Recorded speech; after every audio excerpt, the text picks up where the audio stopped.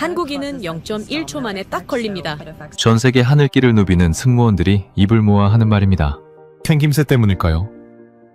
아닙니다. 말투 때문일까요? 그것도 아닙니다. 오직 한국인만이 가진 기막힌 행동 하나 때문이라는데요. 이 소문을 듣고 까다롭기로 유명한 미국 CNN의 베테랑 PD가 직접 서울행 비행기에 올랐습니다. 도대체 한국인은 왜 다른가? 그 비밀을 파헤치려던 것이죠. 그런데 여러분, 한국 땅을 밟은 이 PD가 목격한 건 단순한 행동이 아니었습니다. 대한민국이 어떻게 여권 파워 세계 2위, 전 세계가 열광하는 문화 강국이 되었는지 그 압도적인 실체를 마주한 순간 냉철했던 PD는 카메라를 던져두고 그 자리에서 뜨거운 눈물을 쏟아내고 말았습니다. 세상에 어떻게 이런 나라가 다 있습니까? 도대체 지금 대한민국에선 무슨 일이 벌어지고 있는 걸까요? 전 세계가 경악한 한국의 진짜 저력, 지금 바로 공개합니다. 시작 전 구독과 좋아요 한번 눌러주시면 영상 제작에 큰 힘이 됩니다. 그럼 시작하겠습니다. 안녕하세요. 저는 제임스 파커입니다. CNN에서 다큐멘터리를 만드는 PD예요. 10년 동안 카메라 하나 들고 전 세계 40개 나라를 돌아다녔습니다. 중동 분쟁 지역에서 총소리를 배경으로 리포트를 했고, 아프리카 난민 캠프에서 아이들의 눈동자를 렌즈에 담았고, 유럽 정상회담 현장에서 세계 질서가 뒤바뀌는 순간을 기록했어요. 웬만한 건 놀라지 않는 사람이었습니다. 그런 제가 지금 이 이야기를 하고 있다는 건 서울에서 뭔가 단단히 뒤집어졌다는 뜻이에요. 올해 초였습니다. 뉴욕 본사에서 차기 다큐멘터리 시리즈를 기획하고 있었어요.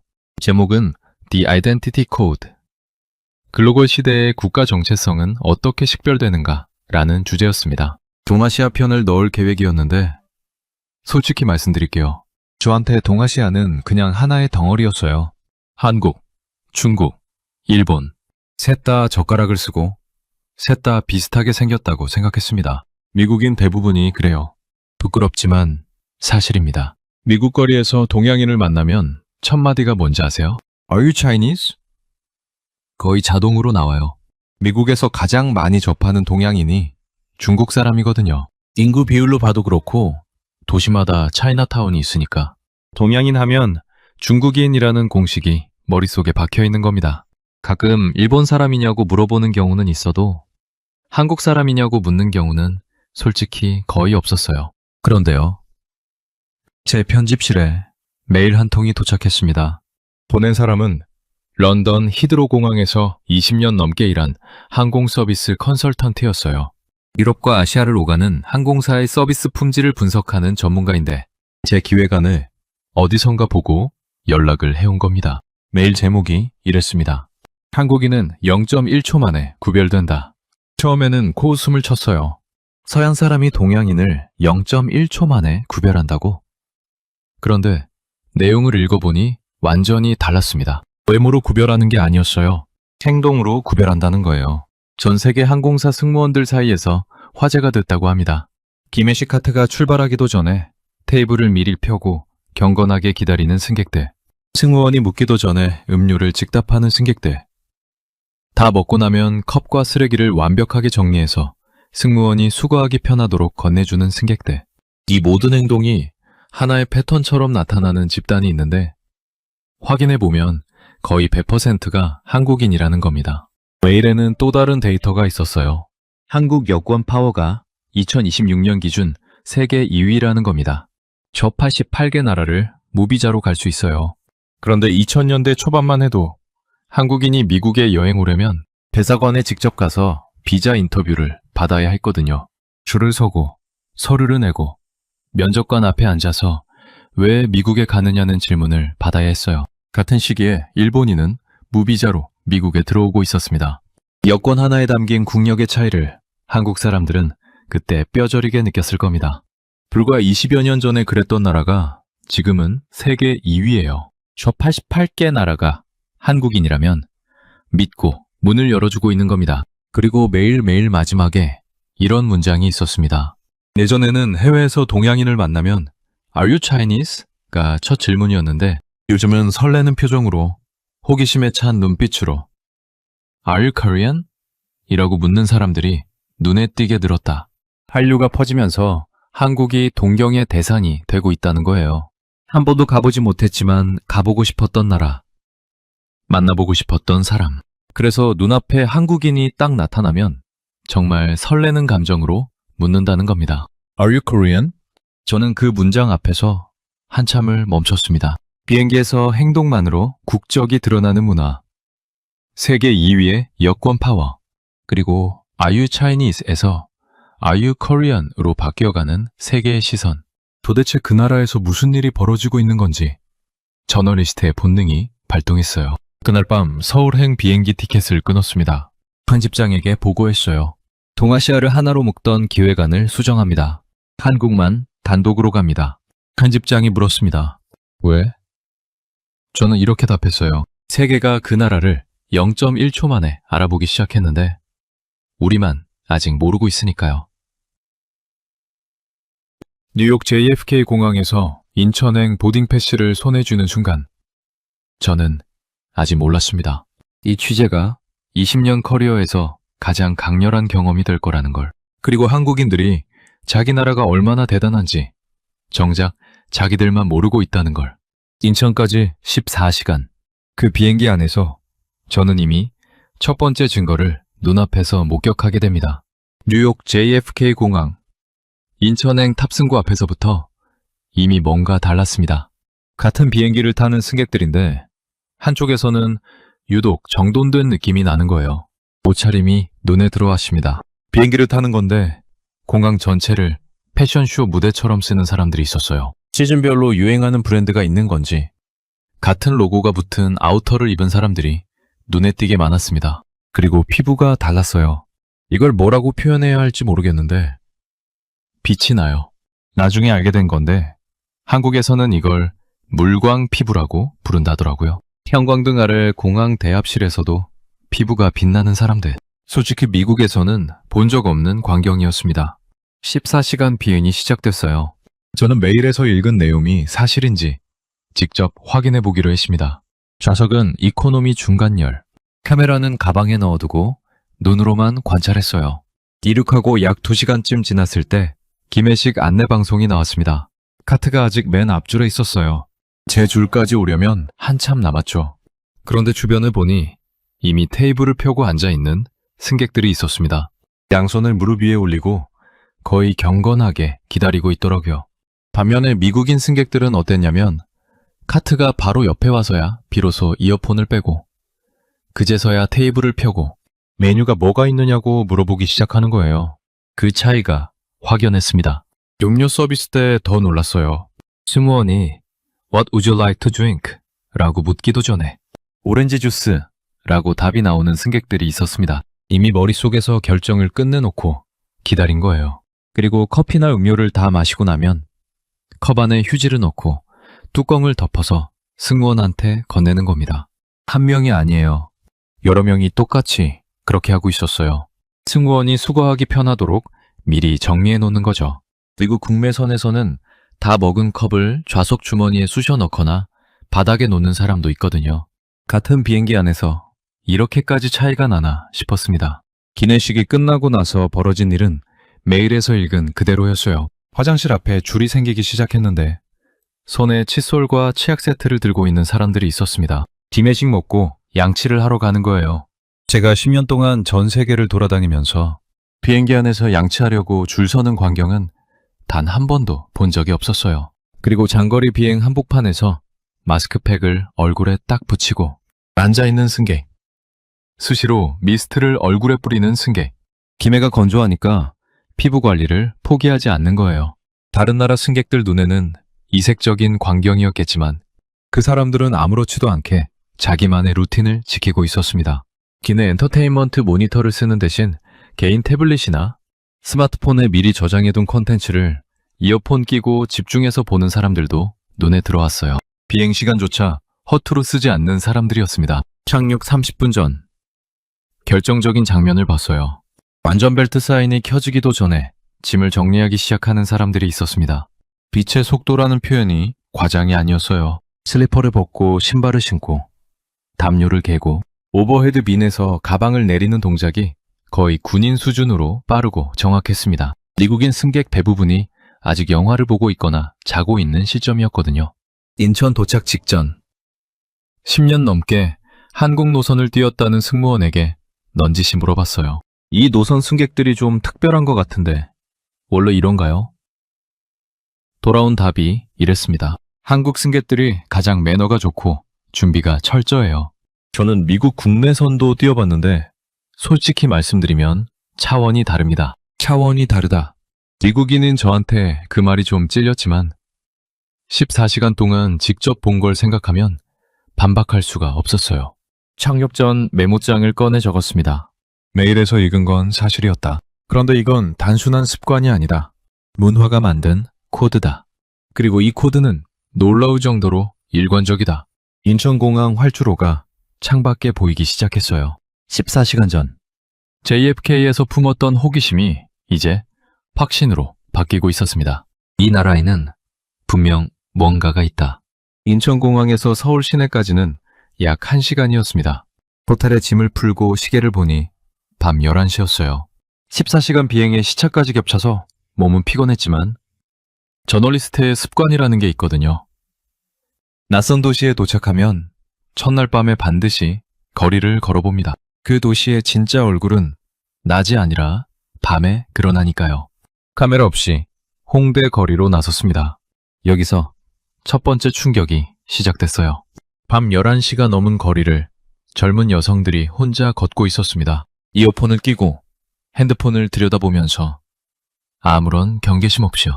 뉴욕이었다면 절대 불가능한 장면입니다. 맨해튼에서도 밤 10시가 넘으면 여성이 혼자 걷는 건 위험을 감수하는 행위예요. 센트럴파크 근처는 말할 것도 없고 타임스퀘어 뒷골목도 자정이 넘으면 분위기가 완전히 바뀝니다. 뉴욕 지하철역에서는 해마다 선로로 밀려나는 사건이 일어나고 새벽 시간대에 혼자 플랫폼에 서 있는 것 자체가 용기가 필요한 일이에요. 그런데 이 도시는 자정이 가까운 시간에도 아무도 불안해하지 않았습니다. 편의점 앞에서 라면을 먹는 학생들, 골목 카페에서 노트북을 펴놓고 공부하는 사람들, 거리 벤치에 앉아서 전화 통화를 하는 여성. 이 풍경이 이 도시에서는 그냥 일상인 거예요. 카페에 들어갔습니다. 커피를 시키고 자리에 앉았는데 옆 테이블을 보고 눈이 커졌어요. 노트북이 펼쳐져 있는데 사람이 없었습니다. 화장실에 간 건지 잠깐 밖에 나간 건지 테이블 위에 지갑과 휴대폰까지 올려놓고 자리를 비운 사람도 있었어요. 저는 속으로 생각했습니다. 뉴욕 스타벅스에서 노트북 놓고 화장실 갔다가 돌아오면 텅 빈 테이블만 남아있는 게 현실이거든요. 30초면 사라집니다. 그런데 여기서는 모르는 사람의 물건을 아무도 가져가지 않아요. 그게 너무나 당연한 거예요. 10분쯤 지나니까 그 사람이 돌아와서 아무 일 없었다는 듯이 다시 노트북 앞에 앉더라고요. 이 나라의 신뢰 수준이라는 게 도대체 어디서 오는 건지 커피가 식는 줄도 모르고 한참을 생각했습니다. 다음 날 아침 본격적인 취재를 위해 지하철을 탔어요. 여기서 충격이 연달아 쏟아졌습니다. 승강장에 내려서자마자 달랐어요. 유리 스크린 도어가 선로와 승강장을 완전히 분리하고 있었습니다. 뉴욕 지하철에는 이게 없거든요. 올해 초에도 뉴욕에서 승객이 선로에 밀려 사망하는 사고가 났었는데 서울은 이미 전 역사에 스크린 도어를 설치해 놓은 거예요. 열차가 도착해서 안에 타니까 또 놀랐습니다. 좌석에 난방이 들어와 있었어요. 겨울에는 좌석이 따뜻해지고 여름에는 냉방으로 시원하게 바뀐다고 하더라고요. 차량 안에 무료 와이파이가 터지고 실시간 도착 정보가 LCD 화면에 뜨고 칸마다 디지털 노선도가 설치되어 있었습니다. 뉴욕 지하철을 떠올려 봤어요.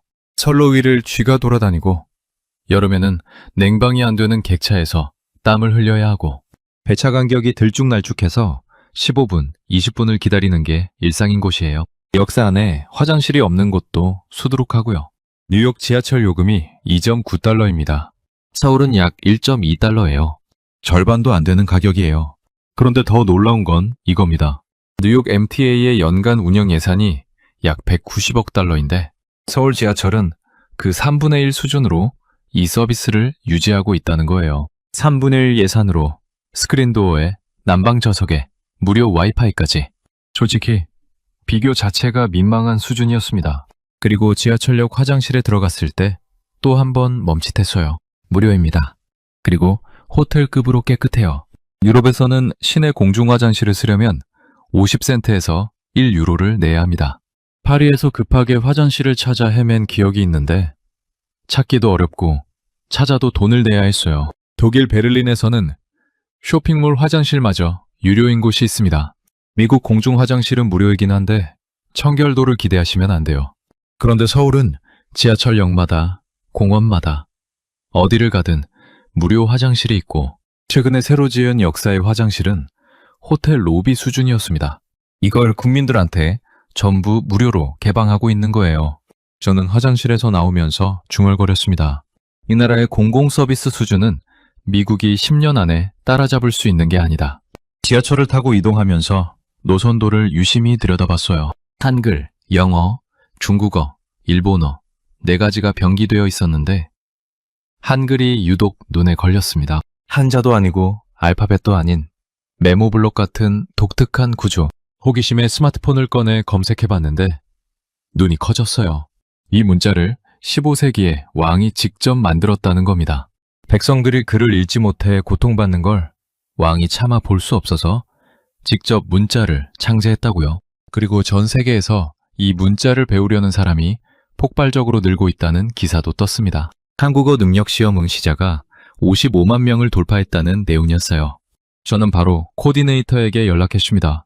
내일 일정에 한글 연구자 인터뷰를 추가해 주세요. 이 나라의 치안도, 지하철도, 화장실도 놀랍지만 이 문자 뒤에는 뭔가 훨씬 더 깊은 이야기가 숨어 있을 것 같았습니다. 서울 취재 둘째 날, 한글 연구자를 만났습니다. 피잡은 인터뷰였어요. 전날 지하철 노선도에서 본 그 독특한 문자가 머릿속에서 떠나지 않았거든요. 연구자는 서울 시내 한 대학 연구실에서 저를 맞아줬습니다. 책상 위에 한국어 교재가 수십 권 쌓여 있었고 벽에는 세계 각국에서 온 학생들의 사진이 빼곡했어요. 저는 카메라를 세팅하면서 가볍게 질문을 던졌습니다. 요즘 한국어를 배우려는 외국인이 많다고 들었는데 실제로 그렇습니까? 돌아온 답이 가볍지 않았어요.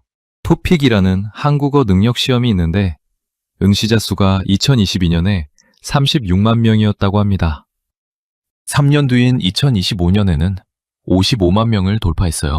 3년 만에 50% 넘게 늘어난 겁니다. 한국어 학습 시장 규모가 전 세계적으로 약 75억 달러, 우리 돈으로 10조 원이 넘는다고 하더라고요. 영어, 스페인어, 중국어에 이어서 한국어가 세계에서 가장 빠르게 성장하는 언어 학습 시장이라는 겁니다. 저는 솔직히 놀랐어요. 한국이라는 나라의 인구가 5천만 명 정도인데 그 나라 언어를 배우겠다고 55만 명이 시험을 보러 온다는 게 상식적으로 쉽게 이해되지 않았거든요. 그런데 진짜 충격은 그 다음이었습니다. 한글이 어떻게 만들어졌느냐는 질문에 연구자가 들려준 이야기가 저를 완전히 멈추게 했어요. 15세기 세종대왕이라는 군주가 있었다고 합니다. 당시 한국에는 자기 나라 말은 있었지만 자기 나라 문자가 없었어요. 중국에서 빌려온 한자를 써야 했는데 한자라는 게 얼마나 복잡합니까? 수천 개의 글자를 외워야 하니까 일반 백성들은 글을 읽을 수가 없었던 거예요. 억울한 일을 당해도 호소할 방법이 없었고 관청의 공문서를 읽을 수도 없었습니다. 세종대왕이 이걸 보고 있었어요. 그리고 이렇게 말했다고 합니다.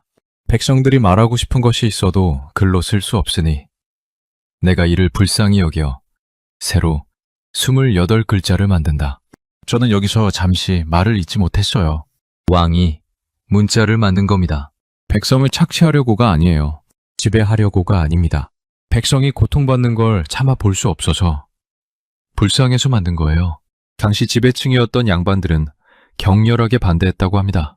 백성이 글을 알게 되면 통치가 어려워진다고요. 그런데 세종은 밀어붙였어요. 연구자가 이렇게 말하더라고요. 지구상에 국민을 위해 문자를 선물한 왕은 세종대왕이 유일합니다. 저는 미국의 건국의 아버지들을 떠올렸어요. 워싱턴, 제퍼슨, 프랭클린, 위대한 사람들이죠.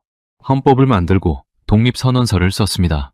하지만 국민 한 사람 한 사람이 읽을 수 있도록 문자를 선물한 지도자는 인류의 역사상 이 사람뿐이었어요. 한글의 구조를 설명 들으면서 또 한 번 놀랐습니다. 영어를 예로 들어볼게요. 미국 영화나 드라마에서 이름을 대면 상대가 뭐라고 합니까? How do you spell that? 철자를 물어봐요. 왜냐하면 영어는 발음과 철자가 일치하지 않거든요. 같은 발음인데 쓰는 방법이 다른 경우가 너무 많아요. 그래서 반드시 확인을 해야 합니다. 일본어는 더 복잡해요. 핸드폰으로 문자를 보낼 때 한자를 써야 하면 먼저 일본어 음으로 입력한 다음에 화면에 뜨는 한자 후보 중에서 골라야 해요. 한 글자 쓸 때마다 이 과정을 거쳐야 하니까 속도가 나올 수가 없는 겁니다. 그런데 한글은요? 소리 그대로 쓰면 됩니다. 듣는 대로 적으면 그게 맞는 철자예요. 한국인 이름을 말하면 철자를 물어볼 필요가 없어요.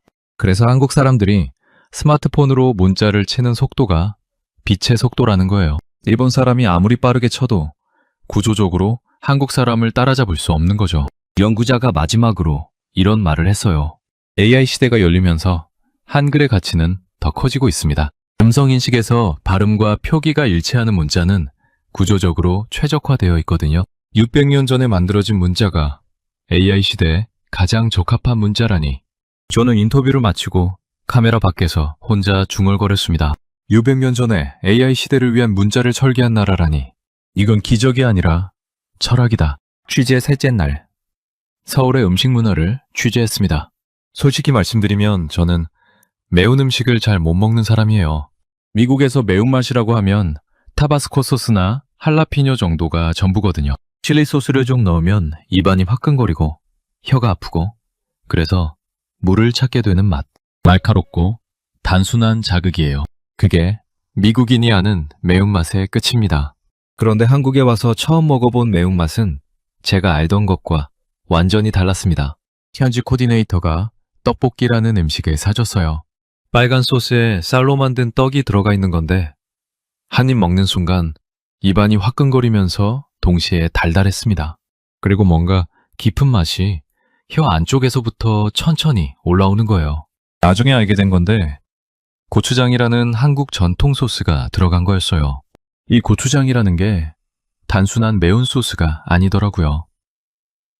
발효식품입니다. 고추에 된장, 찹쌀을 섞어서 수개월간 발효시킨 거예요. 그래서 매우면서 달고 달면서 감칠맛이 있고 그 모든 게 한 입 안에서 동시에 터지는 겁니다. 현지인이 이렇게 설명해 줬어요. 서양의 매운맛은 아픈 매운맛이고 한국의 매운맛은 맛있는 매운맛이다. 그 한마디가 정확했습니다. 저는 땀을 흘리면서도 숟가락을 놓지 못했어요. 아파서 먹는 게 아니라 맛있어서 멈출 수가 없는 거예요.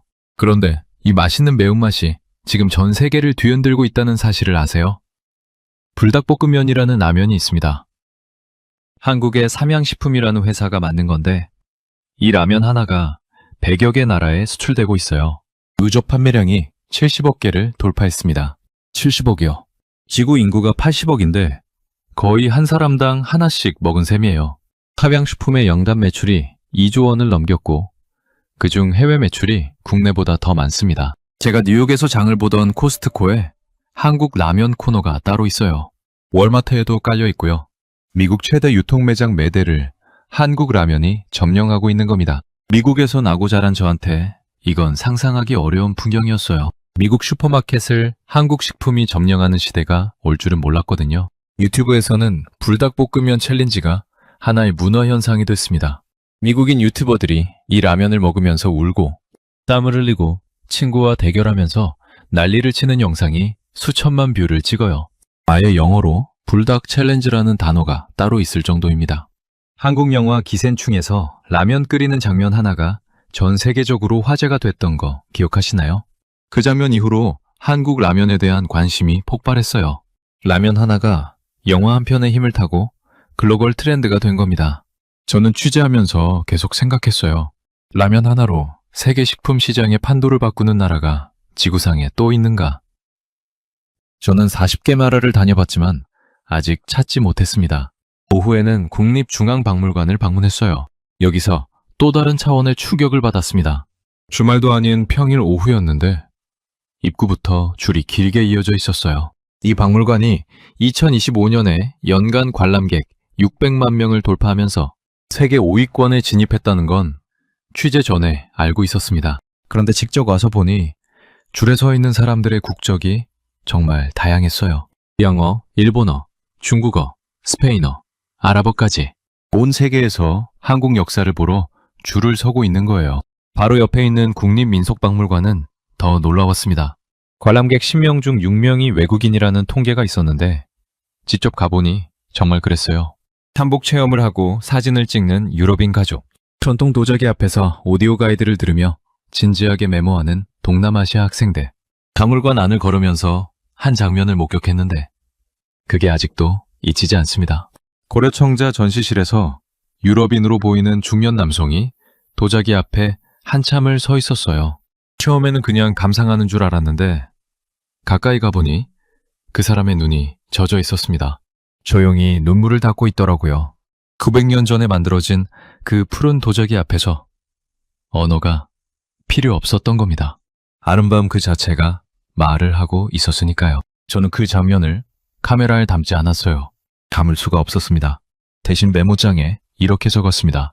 2025년에 한국을 방문한 외국인이 약 1894만 명이에요. 이 작은 나라에 1900만 명 가까운 사람들이 직접 와서 보고, 먹고, 경험하고 돌아간 겁니다. K-팝 콘서트를 보러 온 사람이 박물관까지 들르고, 불닭볶음면을 먹으러 온 사람이 한글에 관심을 갖게 되고, 그렇게 하나가 다른 하나로 이어지면서 한국이라는 나라 전체가 하나의 거대한 컨텐츠가 되고 있었습니다. K-팝과 드라마로 시작된 관심이 이제 음식으로, 역사로, 전통으로 확장되고 있어요.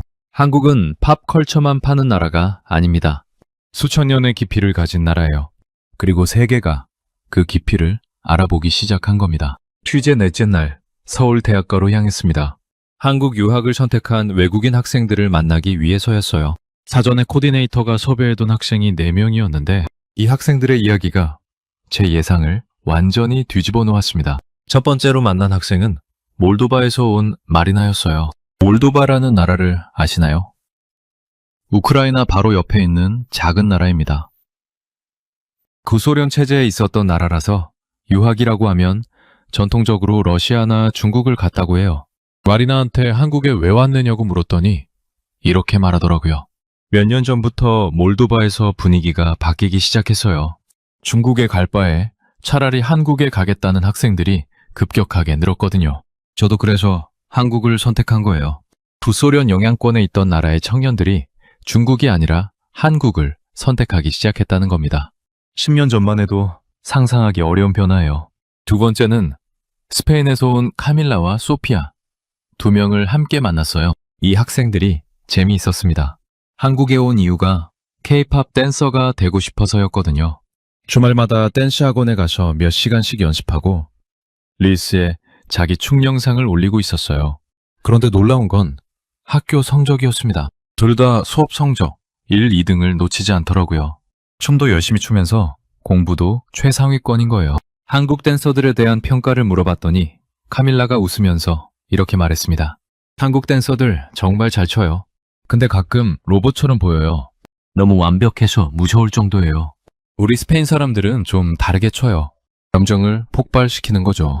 그러면서 자기 릴스를 보여줬는데 정말 미친 듯이 추더라고요. 온몸으로 감정을 쏟아내는 춤이었어요. 같은 K-팝 안무인데 해석이 완전히 달랐습니다. 한국의 정밀함과 스페인의 열정이 만나는 장면을 보면서 이게 바로 문화 교류의 힘이구나 싶었어요. 세 번째 학생이 저를 가장 오래 멈추게 했습니다. 투르크메니스탄에서 온 아이굴이었어요. 투르크메니스탄이 어디 있는지 아세요? 우즈베키스탄 옆에 있는 중앙아시아 나라입니다. 이 나라에서는 여성이 해외 유학을 가는 것 자체가 극히 드문 일이래요. 아이굴은 해외 유학을 허가받은 최초의 여학생 중 한 명이었습니다. 영어도 유창했고 한국어도 놀라울 정도로 잘했어요. 한국에 왜 오고 싶었느냐고 물었더니 초등학교 때부터 혼자 한국어를 독학했다고 하더라고요. 인터넷으로 한국 드라마를 보면서 유튜브로 발음을 따라하면서 혼자서 수년간 공부한 거예요. 중앙아시아의 작은 나라에서 한 소녀가 한국이라는 나라에 매료되어 혼자 언어를 배웠다는 사실이 저한테는 충격이었습니다. 인터뷰 말미에 아이굴이 저한테 한국어로 쓴 짧은 편지를 읽어줬어요. 저는 아주 먼 나라에서 왔습니다. 이 나라의 언어를 배우는 것이 제 인생에서 가장 잘한 선택이었습니다. 한국어를 배우면서 새로운 세상이 열렸습니다. 감사합니다. 짧은 문장이었어요.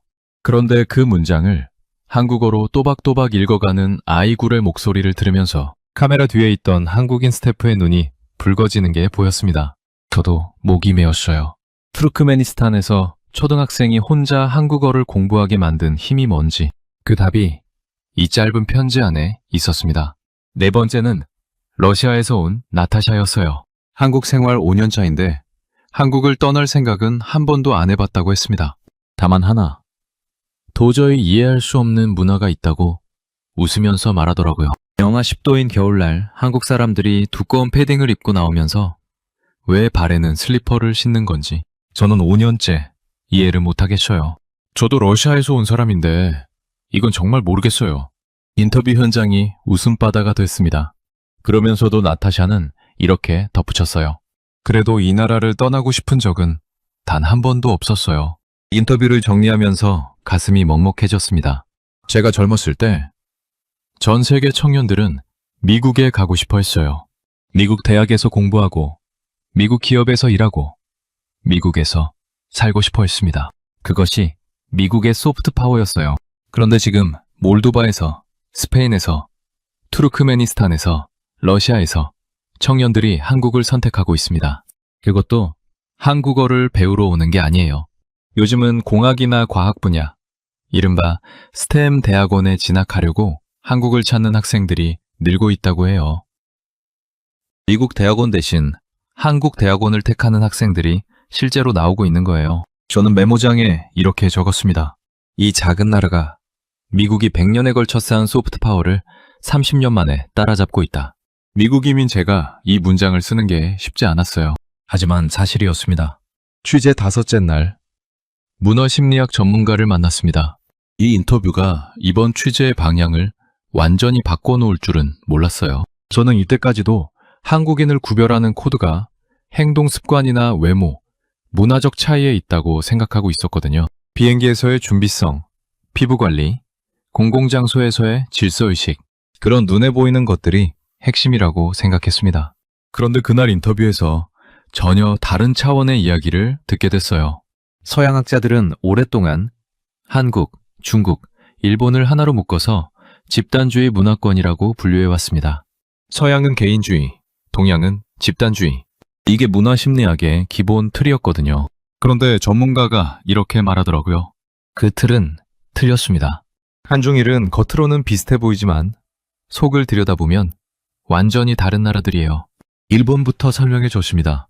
일본인은 겉은 집단주의자인데 속은 개인주의자라는 거예요. 공동체의 규칙은 철저하게 따르지만 개인 생활에 들어가면 미국인과 비슷하다고 합니다. 실제로 미국에서 살다가 일본으로 이주한 사람들이 일본인의 개인 생활을 보면 미국인 같다고 평가한다더라고요. 중국은 어떠냐? 중국인도 집단주의적인 성향이 있긴 한데 개인의 이익과 재물을 극도로 중시한다고 해요. 관우를 재물신으로 모시고 매일 절하는 문화. 장례식에서 종이돈을 잔뜩 만들어서 뿌려주는 풍습. 죽어서까지 돈이 필요하다는 의식이 깔려있는 거죠. 집단주의적이면서도 알게 모르게 상당히 이기적이고 개인적인 측면이 강하다는 겁니다. 그렇다면 한국인은 어떠냐? 전문가가 쓰는 표현이 인상적이었어요. 우리주의라고 하더라고요. 나보다 우리를, 이익보다 사람을 본능적으로 우선하는 문화. 일본의 거칠의 집단주의도 아니고 중국의 이익중심 집단주의도 아닌 진짜로 공동체와 인간을 향한 본능이 살아있는 민족성이라는 거예요. 아시아 쪽 학자들 사이에서 유명한 비유가 하나 있다고 합니다. 물에 빠져서 허우적대는 사람을 봤을 때 중국인은 본체만 채 지나가고 일본인은 발만 동동 구르다 가고 한국인은 보는 순간 뛰어든다. 농담처럼 들릴 수도 있는데 한중일 학자들이 대체로 인정하는 차이라고 해요. 중국인은 나와 상관없는 일에 자신을 던지지 않고 일본인은 규칙상 도와야 한다는 건 알지만 자기를 희생하면서까지는 안 하고 한국인은 계산 없이 뛰어든다는 겁니다. 저는 그 비유를 듣고 이렇게 물었어요. 그게 실제로 일어난 적이 있습니까? 전문가의 표정이 달라졌습니다. 잠시 침묵이 흐른 뒤에 한 이름을 말해줬어요. 이수현. 2001년 1월 26일. 일본 도쿄 시노쿠보역이었습니다. 한국에서 온 26세 유학생 이수현이 지하철을 기다리고 있었어요. 그때 플랫폼에 있던 한 일본인 남성이 술에 취해 중심을 잃더니 선로로 떨어졌습니다. 관동차가 들어오고 있었어요. 시간이 없었습니다. 주변 사람들이 얼어붙은 그 순간 이수연은 플랫폼에서 선로로 뛰어내렸어요. 떨어진 남성을 끌어올리려고 했습니다.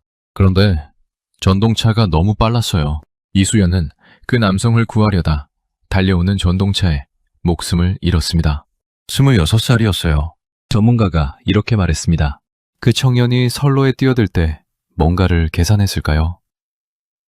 내가 뛰어들면 살 수 있을까? 저 전동차가 얼마나 빨리 오고 있을까? 이런 걸 따졌을까요? 아닙니다. 불가능해요. 그건 계산이 아니라 본능이었어요. 한국인의 DNA에 새겨진 겁니다. 저는 카메라를 멈추라고 지시했습니다. 스태프들이 저를 봤어요. 왜 멈추냐는 눈빛이었습니다. 저는 아무 말도 하지 못했어요. 10년 동안 40개 나라를 돌아다니면서 전쟁도 받고 난민도 받고 수많은 비극을 기록해왔습니다. 그런데 이런 이야기는 처음이었어요.